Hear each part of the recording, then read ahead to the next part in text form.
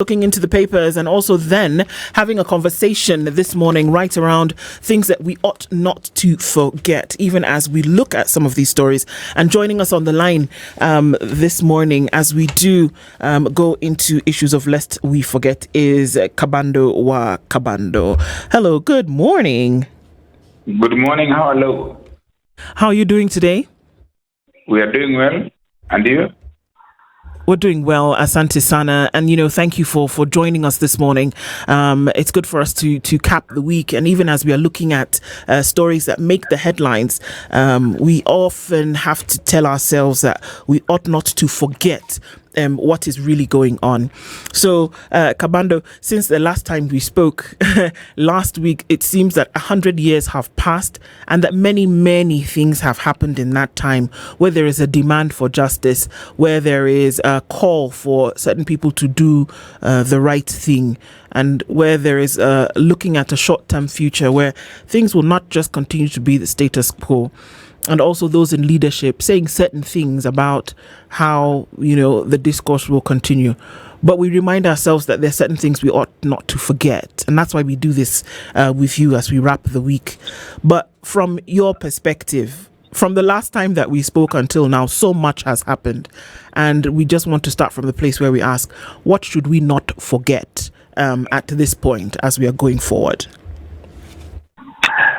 Lest we forget where we have come from, and in comparison to what has passed on in the last 1 week, it seems that we are reflecting even away to the colonial era, when we had the open massacres, the Pagala massacre, the Hola massacre, the extermination of communities by the colonialists then. Remember the slave trade, when, the able-bodied were just rounded up and put away for, labor across the seas. But after independence, of course, there have been many issues and there have been challenges. But open massacres, open extrajudicial killings in the glare of cameras and human beings, point blank. These are incidences that we can confidently say that though there have been excesses of regimes since independence, this law has not been seen. It is clearly unprecedented, to the fact that you see, yes, people have been rounded up in the past, taken to detention, but there are many people who have survived detentions in the past regimes, particularly you can say detention without trial before 1992, when Kenya returned to multi-party democracy. People have spent nearly a decade. We know individuals who have spent 9 years, 10 years behind bars. Mm-hmm. They have come out healthy. Of course, some have come out weak, poisoned, or harassed. But now, to hear that somebody has been arrested in Kenya today, and you have spent 10 days, and you come out without extreme torture, without being exterminated, without being killed, it's like amazing. And we are not just talking about arresting people, putting them to police cells. We are talking about open abductions. You are abducted in the presence of your family, in your working place, in a marketplace, in the street, and a few hours later, you are no more. There is an outcry nationally, internationally. Kenya is on the spotlight because of extrajudicial killings. And yet, when non-violent, peaceful Kenyans come out to express themselves in the central business district, capital city of the Republic of Kenya, they are shot, like has been witnessed this very week. Yet, the city of Nairobi is the most surveilled city in this region, if not one of the top 3 in the continent, with the surveillance cameras, with the personnel in terms of the security forces. We have spent billions and billions. Remember, in 2014, the government of Kenya spent nearly, if not over, 20 billion Kenya shillings in a single source security surveillance system installations in Nairobi alone, in the highways, in the streets, so that any incidents happening can be recalled, can be recovered within a minute.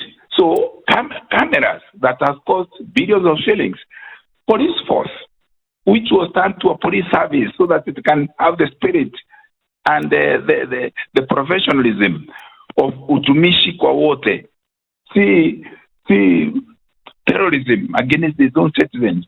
So looking back at the same way we have fallen, and the security system has gone berserk, and the management of the security system has gone eccentric, and the command of security in Kenya has gone to the dogs. Literally, we are being ruled by political hyenas. When you talk about the police service that we have right now, the Constitution of Kenya 2010 changed all these. We transformed the police from a force into a service. And one would have hoped with the vettings that took place during the Kavulundi Commission and all the work that went into ensuring that the police actually changes, its face is recognized, even just changing where police lived, they integrated more with the people. This was all meant to ensure that police and the citizenry get to engage and work together in securing the country. But today, as we sit here, we look at a fabric of trust that has been broken, and one asks, which way forward? What must we do for that trust to be regained, Kabando? You see, there are 3 areas that can, we can try to back puzzle blame for what is happening. One that we can blame is that there isn't proper recruitment and training of the policemen. That these days, people who are malcontent in the villages, in the urban centers, you can call them, disciplined or wounds, is like a dumping ground now in the police service. Your parents are able to sell a cow or sell a piece of land. You are put there. You go there with your frustrations. It was not your dream job, like it would have been. You are not the well-spirited person, like those Maradonas, the runners, people who are athletic. Normally, they would be taken to police force because they have an interest in that regard. There's an inspiration to do. Police service is a dumping ground for minimal content because their parents can afford to buy a slot during recruitment. Secondly, there is a reflection of who we are. Also, a little bit of it, and sufficiently so, the corruption that is within other ranks in government, that if you go to a certain ministry, including Ministry of Health, where you are going to seek services, or, the Kenya Medical Supplies Agency, KEMSA, you have to give money as a county or a company for you to be supplied with drugs. So all these people around who are seeing us putting buildings within a month, or buying flash cars beyond our abilities from our revenue streams or incomes. Now they go to be the security people guarding our stolen ones. Well, we are taking and filthy rich, not because of our industry, not because of our sacrifice or intelligence. So that kind of corruption that, both in the police service, at a certain rank, receives certain amount of money that is collected by the juniors on the road. The multiply effect of that corruption is something that should be redressed. But the third cause is actually more aggravating. It is what is ruining stewardship. Fish rot from the hand. So if the political leadership, if they can see us politicians, that I'm a politician, I'm talking about us, we have been inside and outside we are now. When the leadership of the country is rotten, there is a deterioration. And, even when Kenya was a multi-party state, we know that there was a lot of, harassment and, the so-called land clashes, which was really like a little genocide in the regions targeting communities. But now we are not just politically addressing grievances in an irresponsible way. It is that we are wanton. It is sporadic, and because the leadership feels insecure, the leadership is incompetent, the leadership is corrupt, is inept. So the cabinet secretary of Interior, in charge of security, comes out. If you compare with the answers that were given in Parliament earlier days, there may have been limitations, but never before in the Republic of Kenya have we witnessed the incompetence and the irresponsibility. We call it collective responsibility when it comes to cabinet decisions, when it comes to pronouncements. So a cabinet secretary, when Kenya is crying, when extrajudicial killings have happened and maiming and all that, comes to the Republic to do a public national address. And the things that he talks about is how we are going to spend billions installing CCTV, security surveillance cameras within all the police stations. It is not that there wasn't a CCTV when Albert Ojwang was killed at the Central Police Station. But now, like in 2014, and I'm saying this loudly because I spoke about it. It is in the media. When I was a member of Parliament in 2014, and there was a single sourcing with the Safaricom to install security cameras, I said that Jubilee administration is a captive of graft cartels. Now, there is no evidence that all that was spent is being put to use or that it was ever installed. But if they want to do, they will get. So in terms of the political responsibility, is when even the President of the Republic comes out saying there shall not be any extrajudicial killings, there shall never be abductions. You are the Commander-in-Chief of Defense Forces, meaning the Kenya Defense Forces. The police service is below the military. And in the presence of your foreign guests and to address your own citizens, you are the symbol of national pride. And all the things you say are opposite within a few hours, within a few days. So you're asking me, what do we have to do? There can only be one solution. If a government has gone rogue, if the incompetence of government is irredeemable, if the corruption of those at the top most positions of a democratic government are irredeemably corrupt, the only solution is to do a change. And that change, fortunately in Kenya, can be done every 5 years during elections.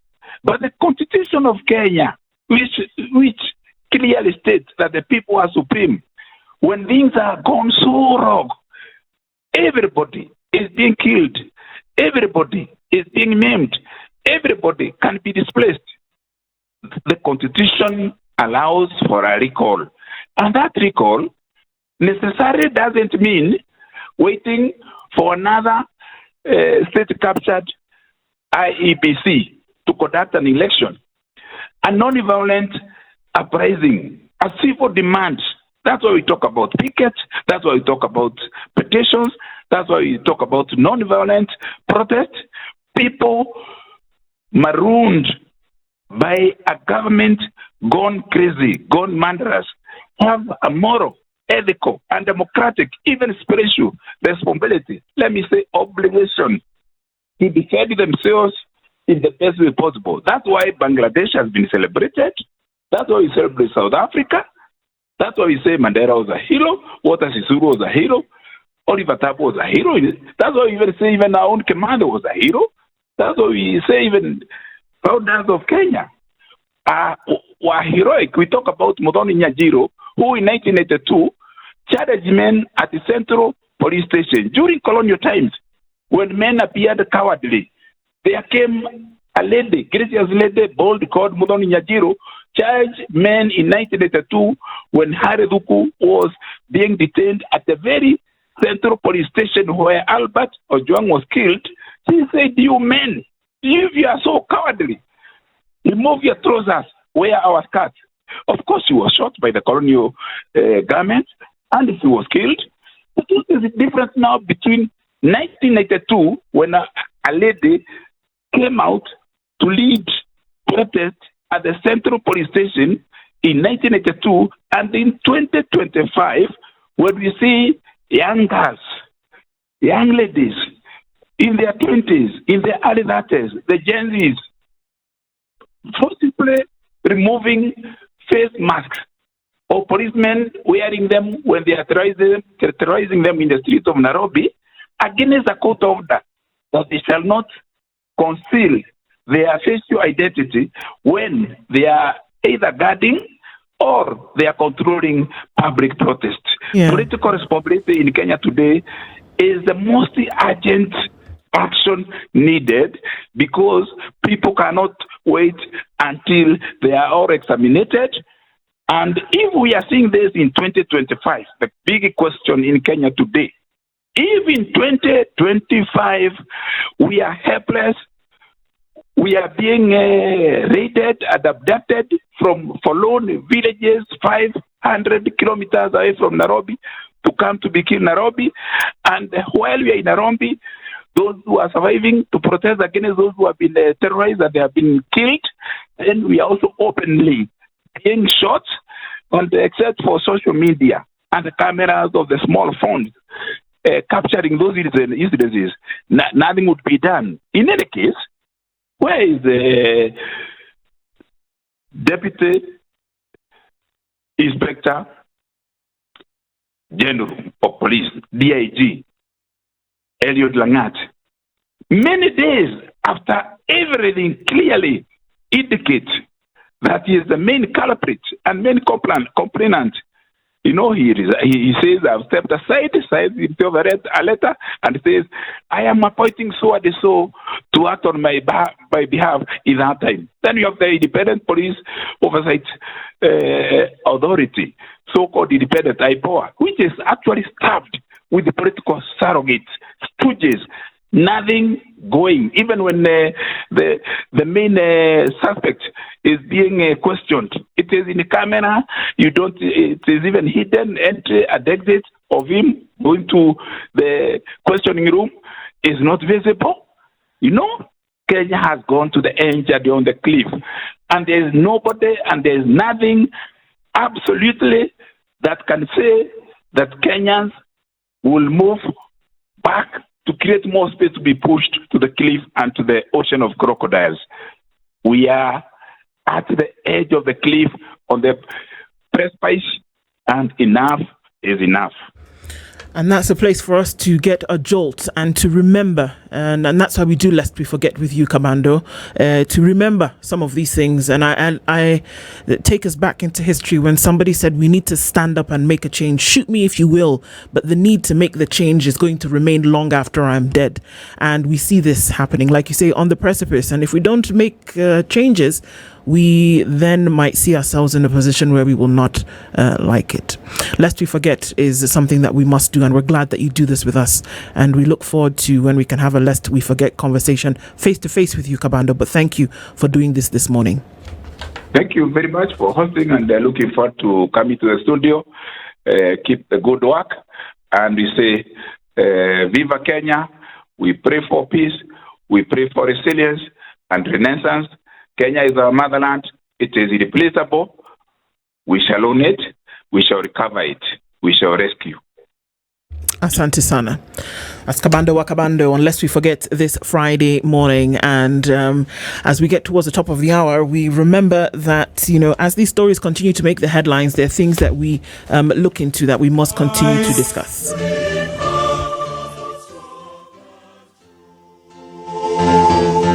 So these people are yesterday.